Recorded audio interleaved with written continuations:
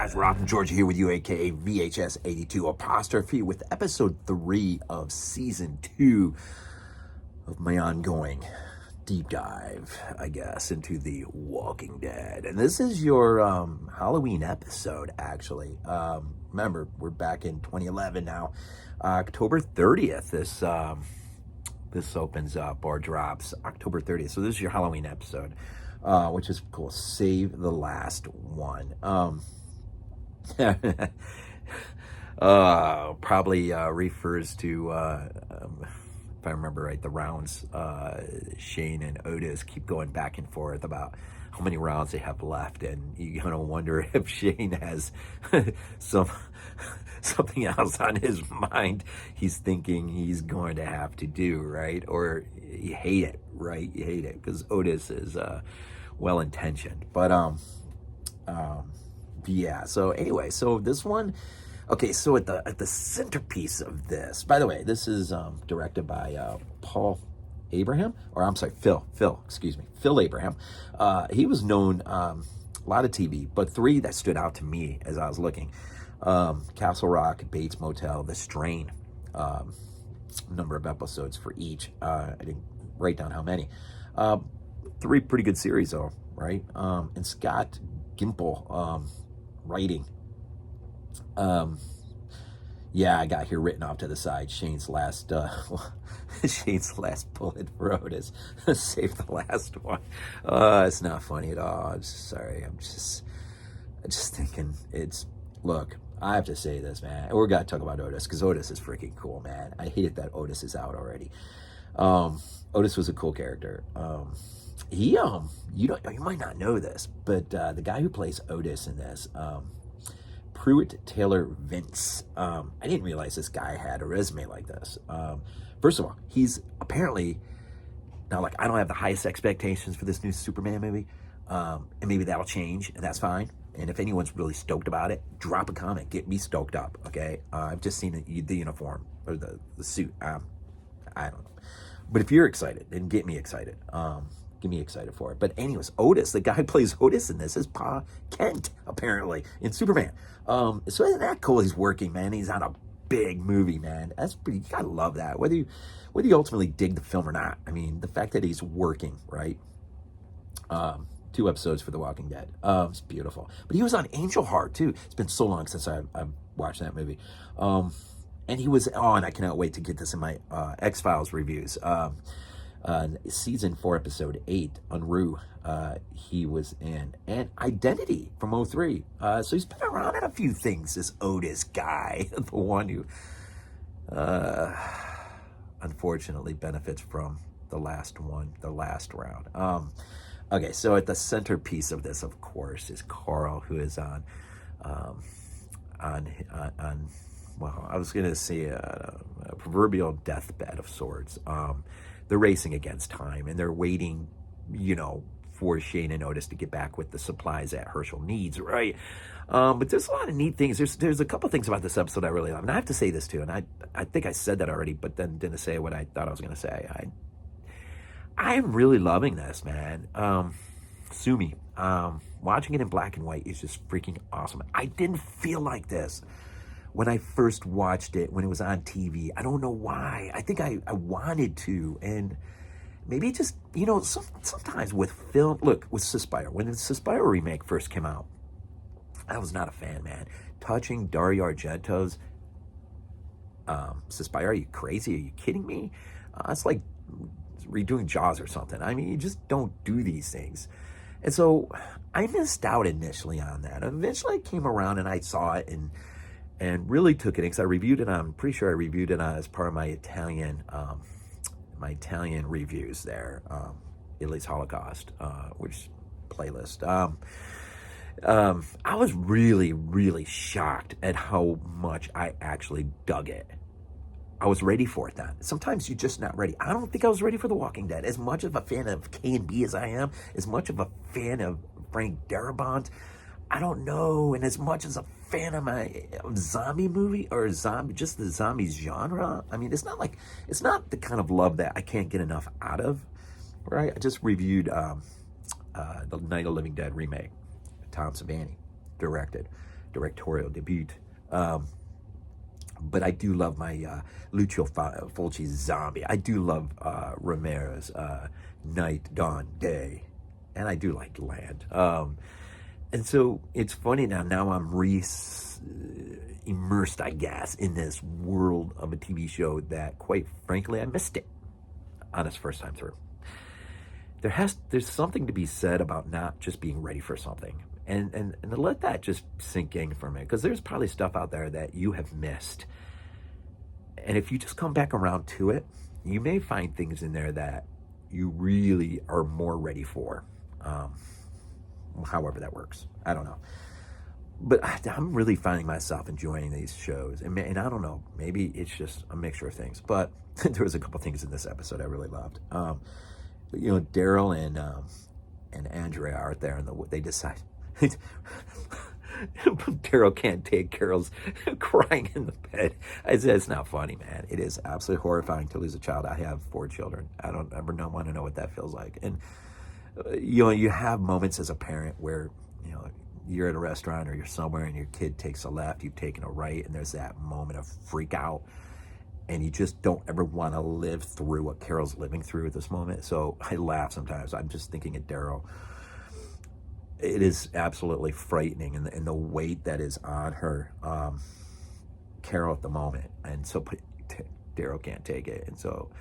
And he lets Andrea tag along and leaves Dale up on top. Of course, he's up on watch, right? But as they're in the, they come across the trees are moving a little bit, and they find this poor guy. Daryl reads off the suicide card note that nailed on the wall. I wish I should have memorized it. It's so great. And Daryl's attitude towards this guy, he's like, was this far enough to put a bullet in his own head? And he just left himself hanging so he comes to life. And of course he gets nibbled on, right, by all the other walkers and stuff, which is an interesting question. Zombies cannibalizing zombies. I mean, I don't know. There's something weird about that. I mean, really weird. Even weirder than zombies eating people. That sort of has been jammed into our psyche. We get that. But a zombie eating on another zombie? Now, there's some weird imagery there. But this poor guy's just up there like, all around, right? And Daryl's just going to leave him up there. But Andrea convinces him, because Daryl hits her up with the whole, because she's just looking up at the walker, and he's like, do you want to live now?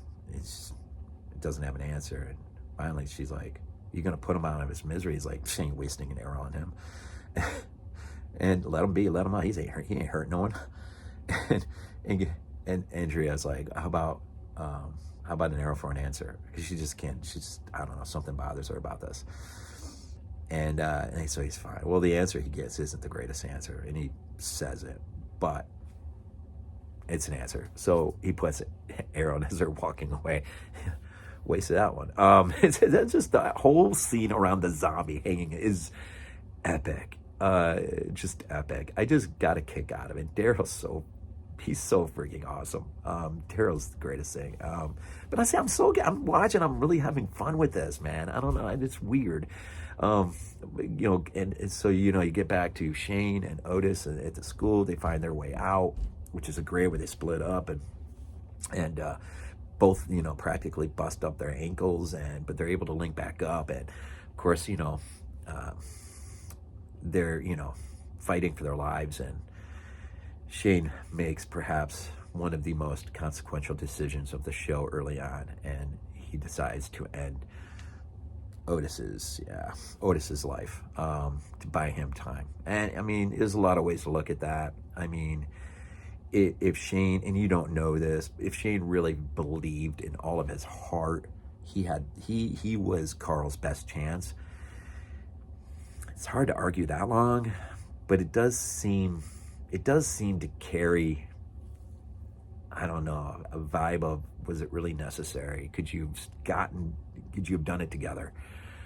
And this, I'm sure, will carry on for the following episodes. And, this episode, of course, ends on both a precarious note and a positive note, as you got the huge discussion between Laurie and Rick And Laurie is, going back onto our good doctor from the CDC, Jenner, and she's rethinking that whole decision of maybe not taking early out, opting out. Daryl, how that sticks in his head now. And, but Rick just can't. He can't. And Rick is faced with this heavy dilemma. Like, on the one hand, he's been told there's no hope. On the other, he refuses to let go of hope. And for Laurie, she begins to succumb to this notion of maybe it's better if Carl just goes. And he doesn't have to. But then, thankfully, as Providence sometimes works its way through, we have a great moment with Glenn praying, which it's a great moment between him and the girl.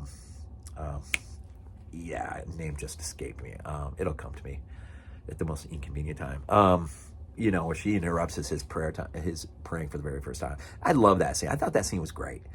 I really did. I thought it was really, really, really good. But then you got that moment where Carl wakes up for but a moment and relates the story of the deer, and Rick has been waiting for this. He's been waiting for something to drop where he can grab onto, and he can look at Laurie and see, this is why. He remembered the deer. He remembered something beautiful. There are things still beautiful in this world in spite of all of the craziness and all of the chaos and the apocalypticness and the sense of no hope. And I know we're going to be challenged with that throughout The Walking Dead in terms of, you really want to cling to a hope? Maybe you won't after this. Kind of moments and throughout the series. And one of the reasons I know my wife didn't mind me bailing and she bailing was because she saw a world being laid out cinematically, for lack of a better word, on our TV screen. She saw a world without hope, and that's hard for her, and it's hard for me, although I'm the more pessimistic of us two. I'm definitely your worst case scenario guy, but I always seem to rebound, and that's probably a good thing, to have that dark moment. But then, I mean, it's like our hero from The Gray, right? When he just kind of rolls up the sleeves, he knows he's out, but it's like, how do we choose to go out? And unlike Open Water, when she just puts her arms up and just goes down, and maybe you make the argument like, well, what else she could have done? And what else could he have done? But he chooses. Now, I know you're not going to just sink down and take on a pack of sharks and school of sharks, whatever. You're not going to, a little bit of it. I don't know. You see what I'm saying, though? It's different how we look at death and how we decide to bite through it and cling to that hope until there is nothing to cling to anymore. And at that point, does it even matter? But what matters is in the moment. Clinging when you still can cling to something that gives us reason, even when we're being deprived left and right of reasons. There's always a reason, and this deer comes at the perfect moment. And then, of course, it's followed with a seizure, which is really hard to watch. But then comes the surgery, and then comes good news. Herschel comes good news. But with that comes painful news, because Otis is gone, and this means a wife in mourning. And then you've got Shane left up in front of the mirror, shaving his head to hide the fact that, he's got a big patch of hair missing off the back of his head. And so a lot going on in this. Up till now, the writing is it offers a lot of interesting things to think about. The zombie hanging from the tree, though, that was great. Daryl just makes that scene great. And then, there's Dale, right? Dale gives Andrea her dad's gun back and tries to, seeking some level of forgiveness from her. Can't blame her that she's not going to just, Dale, I forgive you. No, but she gives the best answer. Again, optimistically filled with hope. She gives the answer, I'm trying. And what else could Dale expected? That was great, actually. That was pretty good. I mean, the fact that she even said that was pretty amazing.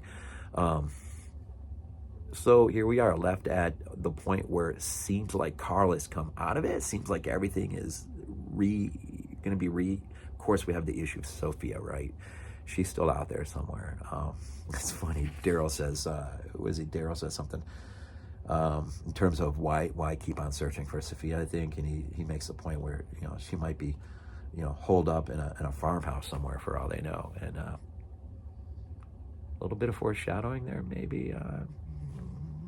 A little bit of the show is coming back to me, a little bit, but I'm having fun watching things play out, because I can't remember how everything goes down with Shane and Rick. I can't remember, and so it's I'm just dreading that. I'm sort of getting wrapped up in this, though, you know, and maybe a little too late, but hey, better late than never at all, right?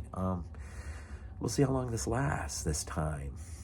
Hopefully past season 3 and 4 and 5, and gotta ride this out, right? Once you start something like this, you can't just stop.